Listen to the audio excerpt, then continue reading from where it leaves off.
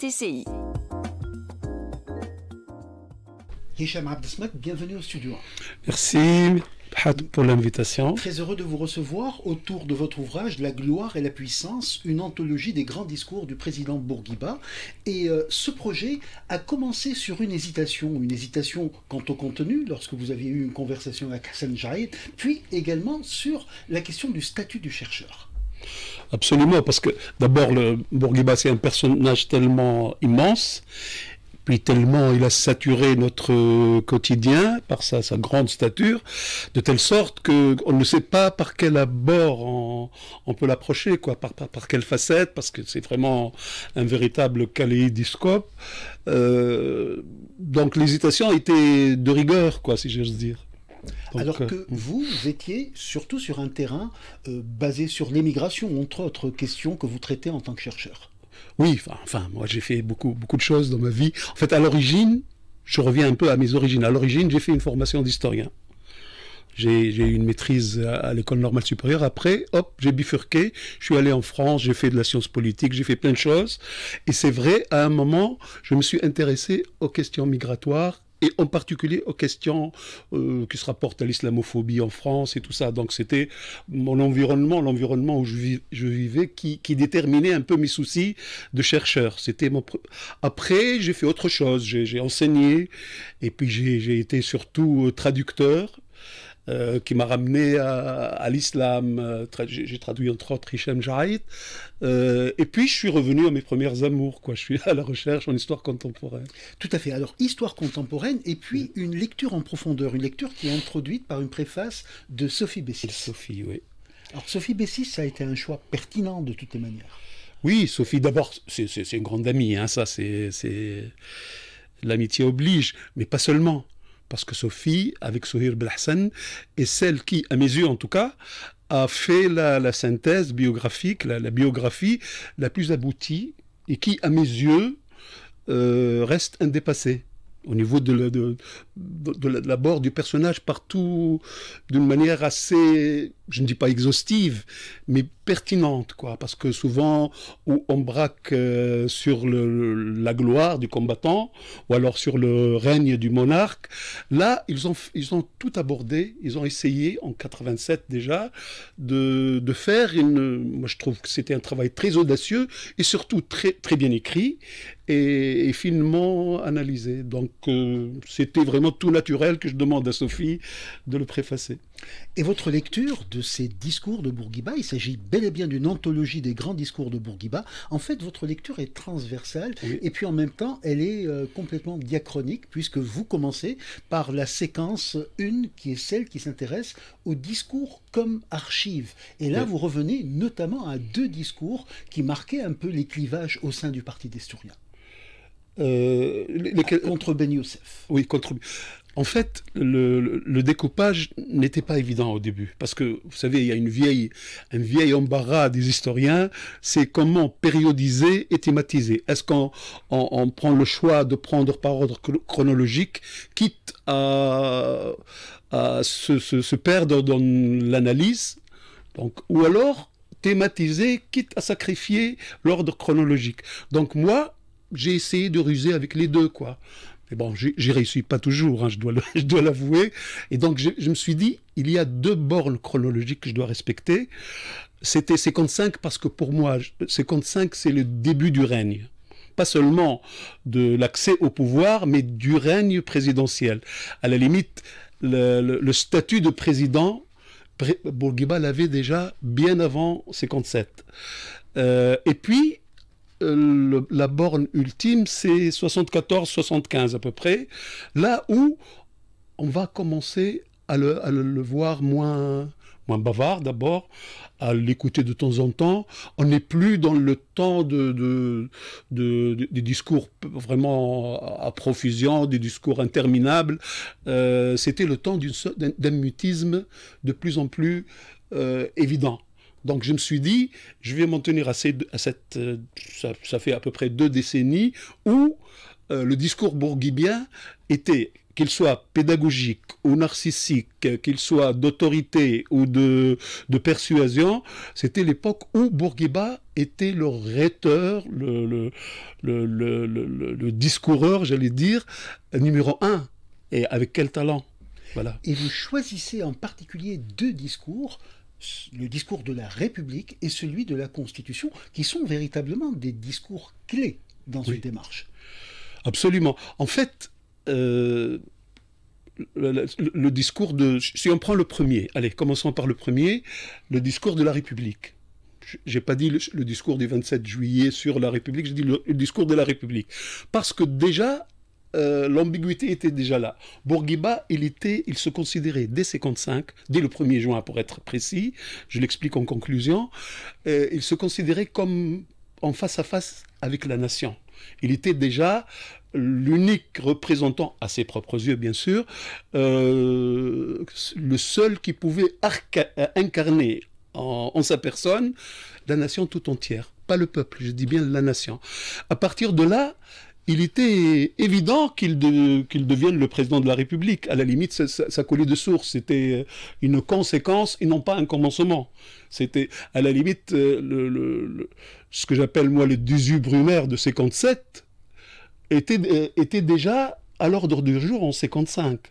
Donc, pour moi, ce que je voulais voir dans le discours de la République, c'était quelle République ce président-là, aux allures monarchiques, allait nous présenter. Bien sûr, c'était une république qui n'était pas déicide, hein, qui n'était pas, comment dire, qui n'a pas tué son roi, une république qui a humilié le beylik, la diatribe de Bourguiba contre les beys est terrible. C'est un procès en règle des Husseinites, pas seulement du pauvre Lamine Bech, hein, de tous les Husseinites. Donc, à la limite de tout ce règne qui est un peu allogène à ses yeux, qui a privé le peuple de toute parcelle de souveraineté. Et donc, la présidence se présentait comme une alternative à ce règne-là. Mais c'était une présidence règne, déjà, depuis le début. Parce qu'il y a la monocratie, d'emblée. La Constitution, on le sait, on le saura 2 ans plus tard, elle va être taillée à la mesure du président, mais en même temps, c'était comment dire, une présidence incarnative. La République était une forme, mais le fond était déjà autocratique. Voilà. Et vous considérez également ce discours sur la Constitution avec, entre la République et la Constitution, un discours du Congrès de Sousse. Oui. Le discours du Congrès de Sousse, le Congrès de Sousse premier du nom, parce que il y a 2 congrès, enfin il y a plusieurs congrès en fait, je m'en mêle un peu, mais le congrès dont je parle, celui de 59, voilà, parce que je confonds parfois Sousse et Monastir. On est à 2 ans de la République, à quelques semaines de l'annonce de la promulgation de la Constitution.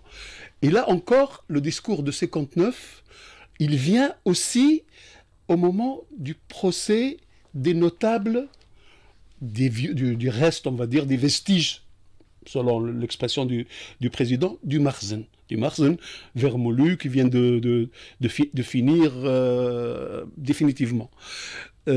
Donc, ce discours-là est d'abord réaffirmation de cette première monocratie annoncée en 55, puis en 57, en 59, avant même la promulgation de la Constitution, le discours de Sousse était une manière de réitérer la toute-puissance, la puissance du président. La gloire qui racontée dans ce discours annonçait la puissance du président. Donc, et c'est une manière. Si l'on prend, par exemple, le commentaire du président sur les procès des anciens notables du Marzen, c'est d'une violence terrible. Si on prend l'exemple de Mohamed Salah Hamzali, c'était un parent à lui. Hein. Il le recevait avec moult risettes et sans problème. Quelques mois après, il devient le symbole de tout ce que le président a honni. Pourquoi ? Parce qu'il a osé dire qu'il était dans une démarche gradualiste pour la souveraineté. c'était un peu usurper ce privilège dévolu au seul président. Donc, à la limite, le crime de Mohamed Salah Hamzali, c'était aussi un crime de récit, un crime narratif. Et là, il ne pouvait pas le pardonner, Bourguiba. Parce que le récit, il en était le seul dépositaire. Vous continuez avec d'autres discours. Je rappelle que nous recevons Hichem Abdesmad autour de son ouvrage La gloire et la puissance, une anthologie des grands discours du président Bourguiba. Vous poursuivez avec ce que vous qualifiez de discours de la réforme. Et là, vous commencez avec le discours autour du code du statut personnel. Forcément, la réforme, quand on parle de réforme, on ne peut pas, la première réforme, la réforme phare du régime, du pouvoir de Bourguiba, la forme dont il est légitimement très fier, c'est celle du code du statut personnel. Je ne pouvais, même si ce discours-là n'est pas le plus, c'est une allocution radiodiffusée, mais où déjà on sent une certaine démarcation vis-à-vis de son propre ministre, Ahmed Mestiri, qui était un peu, pas timoré, on peut pas, ce serait injuste de le dire, mais qui était moins audacieux que Bourguiba. Bourguiba voulait, dans cette allocution-là, très pédagogique, où il parle très peu de lui-même, voulait annoncer une certaine radicalité. C'est aujourd'hui qu'il faut réformer et trancher dans le vif. Et il a été beaucoup plus audacieux que ses députés, qui était encore occupé à tricoter la Constitution, et lui, il les a mis devant le fait accompli. C'était évident, c'est par décret, c'est un décret qu'il a fait. Il a outrepassé les hésitations, on va dire, de ses conseillers et de son ministre de la Justice, et il a tranché dans le vif, comme souvent, c'est lui l'arbitre ultime, pour dire qu'il nous faut une réforme radicale avec 4 axes qui tournent définitivement la page. Définitivement, peut-être pas pour le mouvement féministe tunisien, mais en tout cas, au niveau juridique, qui constitue une avancée majeure et dont le mérite revient certainement à Bourguiba. Personne ne le lui conteste encore aujourd'hui. Et vous poursuivez avec un discours-programme, cette fois-ci, sur la question de l'enseignement, question centrale, s'il en fut, à cette époque. Absolument. C'est la deuxième réforme phare à mes yeux, c'est celle de l'enseignement. Et là, on découvre dans ce petit... En fait, il y avait plusieurs... Bourguiba a souvent évoqué la question de l'enseignement, mais j'ai choisi, peut-être un peu arbitrairement, ce discours-là, parce qu'il m'a semblé plus pédagogique, parce qu'il était... Et il a été prononcé alors que... à chaud, quoi. Alors que la question de l'option à prendre était encore pas évidente. Parce que, je rappelle le contexte très vite, en fait, il y avait deux options possibles. L'option pour une sorte de réforme post-sadikienne, avec une généralisation du modèle sadiki, avec le bilinguisme et tout ça, progressivement, et en privilégiant progressivement aussi l'arabisation. C'était ça, c'était le projet le ministre à l'époque, c'était Lamine et Mzali, déjà. Et puis, l'autre option, c'était celle de Lamine Chebbi, pardon, j'ai dit Lamine Chebbi, et l'autre option était représentée par Mahmoud El-Messadi, qui voulait une réforme qui va plus loin, qui n'élargisse pas tout de suite l'arabisation et qui outrepasse le modèle sadiki. Bourguiba a tranché en faveur de Messadi, très vite, il a remplacé d'ailleurs Lamine Chebbi par Messadi très vite, et surtout ce qui est intéressant, et il l'explique vraiment en des termes très précis, c'est qu'il a pris des risques. Comme toujours, il y a cette audace où il devance ses lieutenants.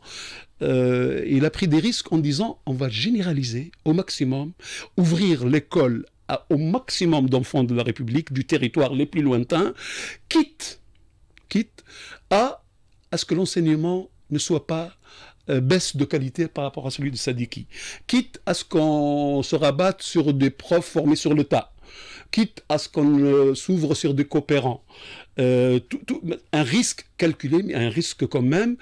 Et moi, d'ailleurs, dans le texte, cette audace a été payée de retour, a eu des conséquences qui ont été durables sur la généralisation de l'enseignement pendant des décennies. Maintenant, on peut dire que maintenant, ça bat de l'aile, mais pendant des décennies, l'école était devenue la chose de tous, était celle de tous les Tunisiens. Et c'est pour ça que moi je dis, s'il y a une preuve républicaine du règne de Bourguiba, c'est celle de la réforme scolaire. Et en écrivant ce travail, en fait, on sent à chaque page la présence de l'historien, parce qu'il s'agit de rapporter, mais aussi d'évaluer. Oui, je ne sais pas si je suis un historien, mais en tout cas, je suis un amateur au bon sens du terme, hein, parce que j'ai quitté le circuit académique depuis très longtemps, en tout cas de la recherche en histoire classique, avec les différentes étapes que ça suppose. Je suis un peu un électron libre, quoi. Je suis un peu... mais c'est vrai que je voulais me conformer à une éthique, à une déontologie historienne. Donc, je considérais le discours de Bourguiba comme l'archive première du bourguibisme, mais pas unique, hein, bien sûr, il faut contextualiser, il faut tourner autour du sujet, voir d'autres récits et contre-récits, confronter les dits de Bourguiba avec les réalités du contexte. Tout cela, il fallait le faire. Mais l'archive centrale était pour moi le discours bourguibien lui-même, quitte à le prendre au mot, mais en même temps à le bousculer. À le prendre au mot, ensuite à le questionner, à questionner la véracité de son discours, à relativiser ses envolées narcissiques, etc. Voilà, c'était une position pas toujours confortable. Parce que prendre Bourguiba au mot, c'est aussi être piégé par ce grand rhéteur, par son éloquence. Et la fascination nous guette toujours. Donc il fallait non pas renoncer à l'envoûtement, mais s'en méfier. Parce qu'à la limite, on est d'une manière ou d'une autre fasciné par le personnage. Mais essayer de brider cette fascination, de se défamiliariser du pater familias, comme je l'ai écrit un peu.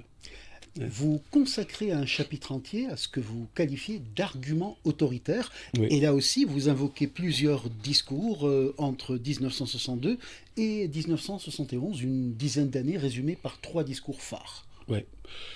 Oui, les discours. Enfin, le premier discours, c'est celui après la tentative de coup d'État de décembre 62, le discours que j'ai appelé le verrouillage au Bourguiba, où ce qui était en fait inscrit dans l'ordre des choses depuis le début.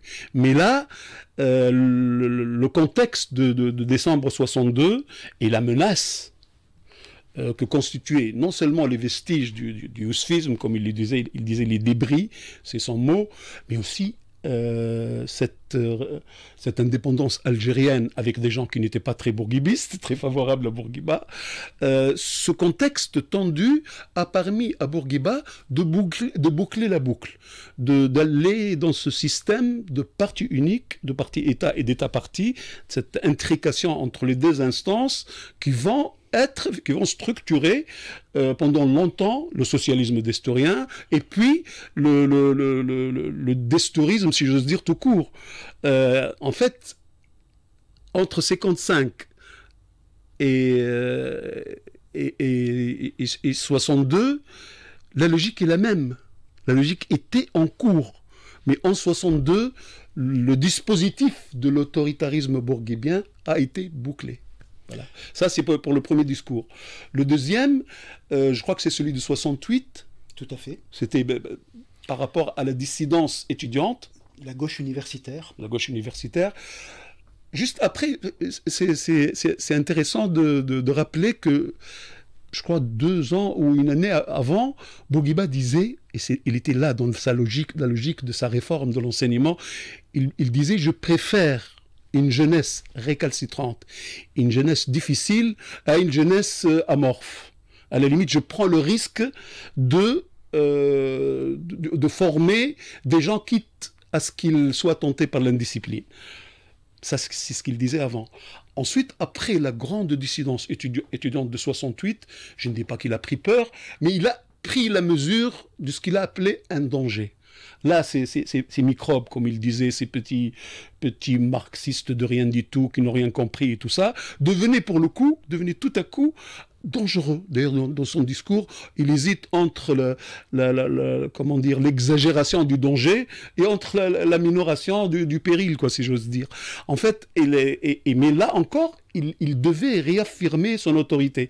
C'était le moment de la dissidence, le coup d'État n'était pas une dissidence. C'était une convulsion, les dernières convulsions d'ancien régime, à ses yeux, du moins.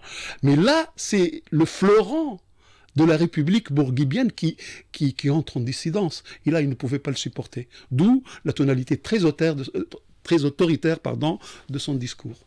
Et puis après, 1971, le congrès de Monastir. Le congrès de Monastir.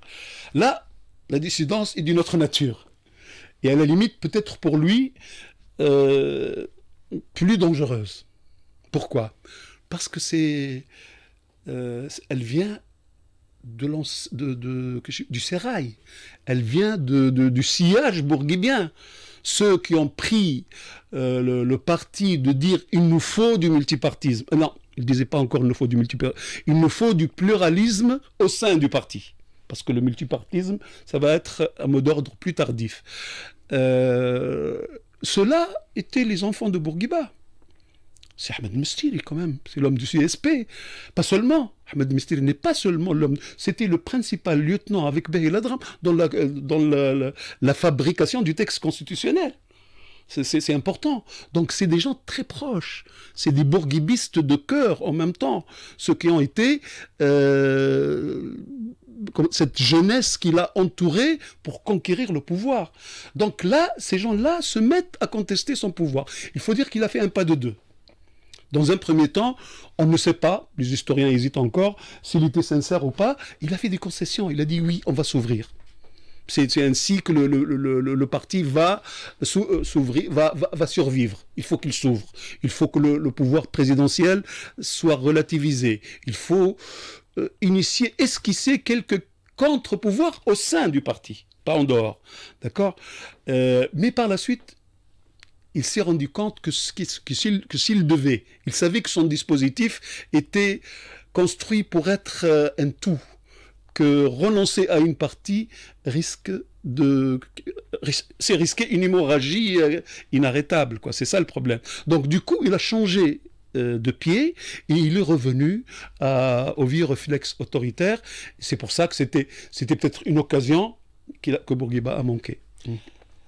Nous sommes en compagnie de Hicham Abdesmad autour de son ouvrage « La gloire et la puissance », une anthologie des grands discours du président Bourguiba, un ouvrage préfacé par Sophie Bessis. La dernière partie, le dernier chapitre, le 5e de cet ouvrage, est intitulé « Géopolitique de Bourguiba ». Et là aussi, nous trouvons plusieurs discours, notamment celui de Géricault, mais également ceux de Bizerte, d'Ankara et du Palmarium. Du Palmarium, oui. Par quoi commencer? Donc, parce qu'en fait, il s'agit de plusieurs discours un peu qui ne vont pas dans tous les sens, mais qui sont difficiles à comprendre. Moi, je vais prendre celui que je considère qui est celui qui est venu tout de suite après Géricault. Je vais commencer par ce discours très important d'Ankara.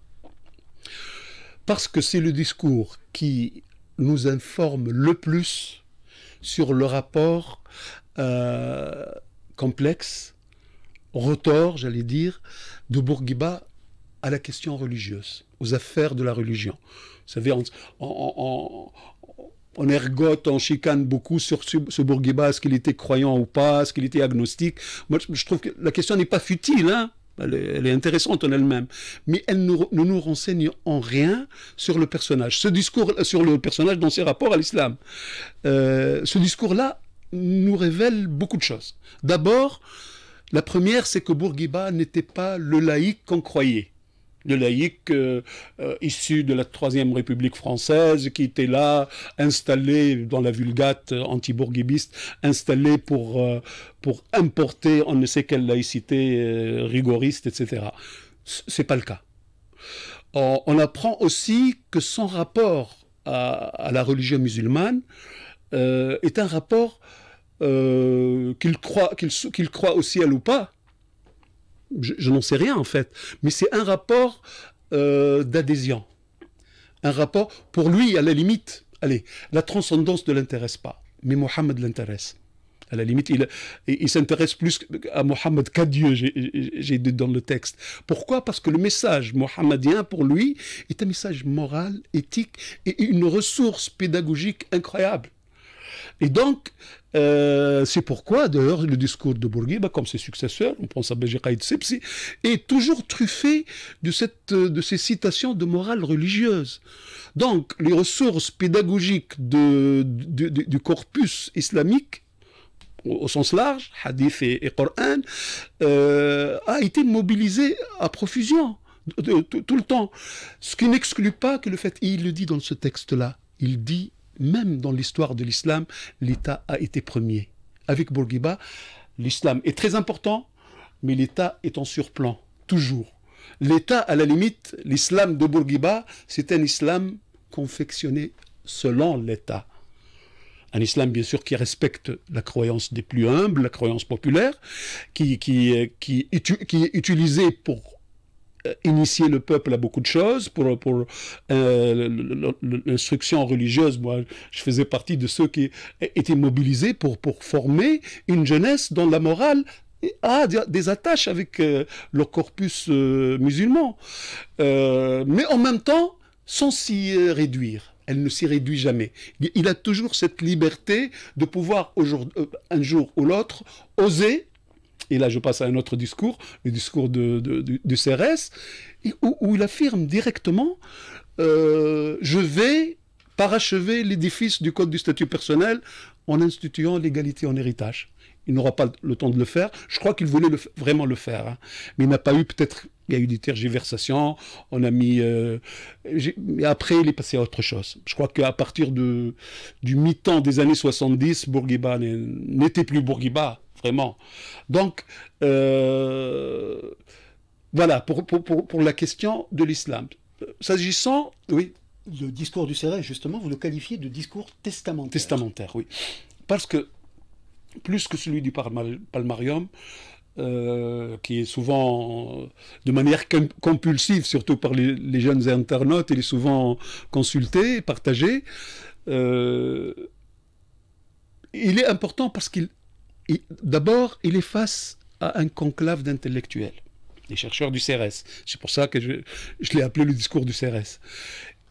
Il est soupçonné, et il le dit dans son discours, d'être passablement de gauche, du moins pour une partie d'entre eux. Donc, c'est pas ses turiféraires, ni ses partisans, mais il est face à cet aréopage.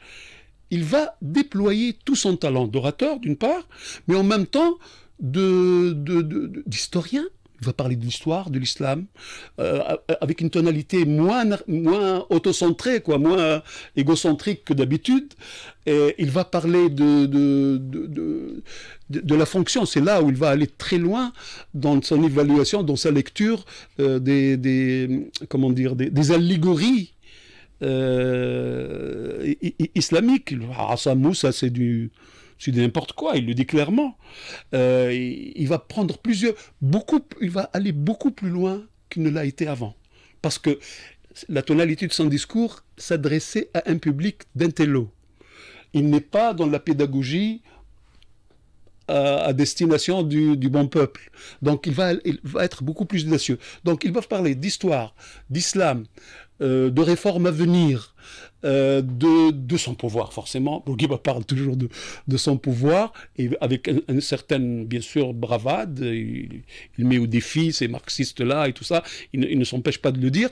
Donc, à ce titre-là, parce qu'il brosse beaucoup d'aspects, avec beaucoup de finesse, moi je trouve, c'est pour ça que je l'ai considéré comme un discours de testament. Parce qu'après, il va être happé par un long hiver.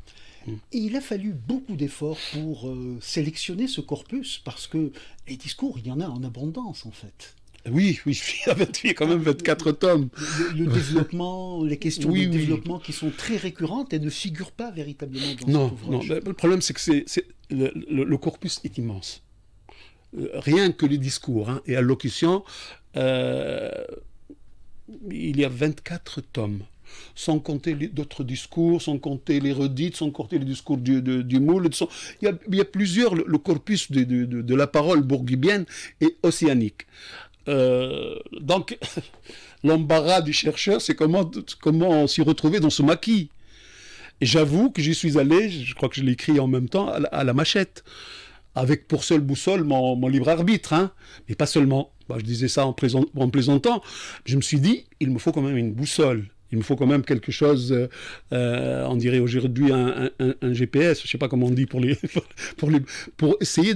Je me suis dit, je vais focaliser sur le discours de la puissance, sur le discours où la gloire est, comment dire, la légitimation de la puissance. Le discours du règne, en fait. C'est pourquoi j'ai dit les discours du président à Bourguiba. Je n'ai pas parlé du discours du combattant avant. Je ne suis pas revenu derrière. Mais donc, c'est le discours de cette puissance. Donc, j'ai focalisé sur le discours du leadership. Mais je ne pouvais pas ne pas évoquer que dans ce leadership-là, il y a aussi la pédagogie. Il n'y a pas la tonalité autoritaire. Il n'y a pas aussi il y a pas ce bréviaire du commandement, mais il y a aussi la pédagogie, comme sur le CSP, comme sur l'enseignement, etc. Donc, je me suis dit, voilà, mon premier critère, c'est le leadership. Le deuxième, c'est la pédagogie. Et le troisième, c'est la géopolitique. Je me suis dit, là, j'ai quelques critères qui me permettent, mais ça reste quand même un choix arbitraire que beaucoup pourront légitimement contester. Tout à fait. Vous soulignez bien ce passage que vous qualifiez de passage du Zerim au Raïs. Et en même temps, vous auriez pu peut-être, et nous pourrions conclure sur cela, vous attarder un tant soit peu sur la langue du discours de Bourguiba. Parce que c'est peut-être une question qui est absolument centrale, cette capacité de changer de langue en fonction des discours et en fonction des audiences. Oui, absolument. Bourguiba, il est politiquement polyglotte, on va dire. Il parle, si tu veux, pas plusieurs langues politiques, toujours en arabe. Je ne parle pas des discours de circonstances ou des discours protocolaires qu'il prononce en français et avec beaucoup de talent. On connaît sa capacité dans ce domaine. Donc, Bourguiba, la première révolution discursive qu'il a opérée était de ringardiser les mondanités beldistes, pour simplifier, hein, c'est beaucoup plus compliqué que ça. En fait, il est allé au peuple, ce qu'il appelle le Tissal Moubeshir, avec la langue du peuple. Mais une langue assez bizarre, hein, parce que lui, le sahélien, on ne sent pas l'accent sahélien. Un peu, parfois il perce, mais pas toujours. Il s'adresse aux Zlas comme il s'adresse aux Monastiri de la même manière. Tu vois. Donc, il y a cette capacité de trouver une sorte de derge médiane que tout le monde comprend d'abord et qui peut s'adresser à tout le monde et qui est, en même temps, qui a une capacité, une autorité assez importante parce qu'il est très proche du peuple, mais jamais trop loin. Jamais, il n'y a pas d'immersion dans la foule chez Bourguiba. Il y a toujours un petit recul, une distance, un surplan. L'autorité est toujours là, y compris dans la langue. La langue, il y a aussi de l'arabe, il y a aussi des citations qui font autorité. Même pour le bon peuple, même quand il ne comprend pas, il comprendra demain. Donc il y a ce discours-là. Le discours qui est à destination, à l'adresse des intellectuels, comme celui du CRS, il est beaucoup plus châtié.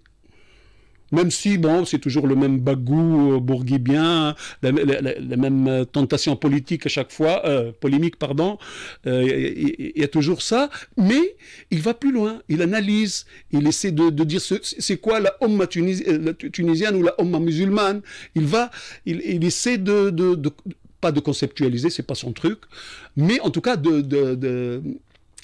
d'affiner l'approche et de l'histoire et de la religion, avec beaucoup plus de... Ce qui parle aux intellectuels et ce qui les fascine un peu. Donc il change de registre, cette capacité de sauter d'un registre à l'autre, c'est vraiment un funambule de la parole politique. En tout cas, vous nous donnez, Hicham Abdessamad, d'un ouvrage de plus de 600 pages. Ouais. Je rappelle à nos auditeurs qu'il est intitulé « La gloire et la puissance, une anthologie des grands discours du président Bourguiba » avec une préface de Sophie Bessis, un ouvrage qui devrait être présent dans toutes les bibliothèques parce que c'est véritablement un digest de tous ces discours de Bourguiba et ça nous donne véritablement beaucoup de clés de lecture. Est-ce que vous allez poursuivre dans cette réflexion-là ?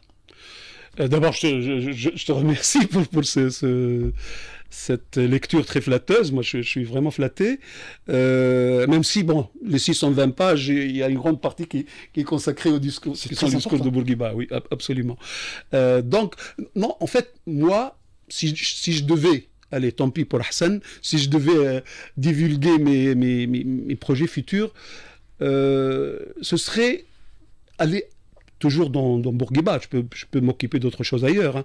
Mais sur la question Bourguiba, l'affaire Bourguiba, si j'ose dire, moi, je m'intéresserai au spectre de Bourguiba, au post-bourguibisme, au Bourguiba ultérieur, quoi, au Bourguiba post-mortem.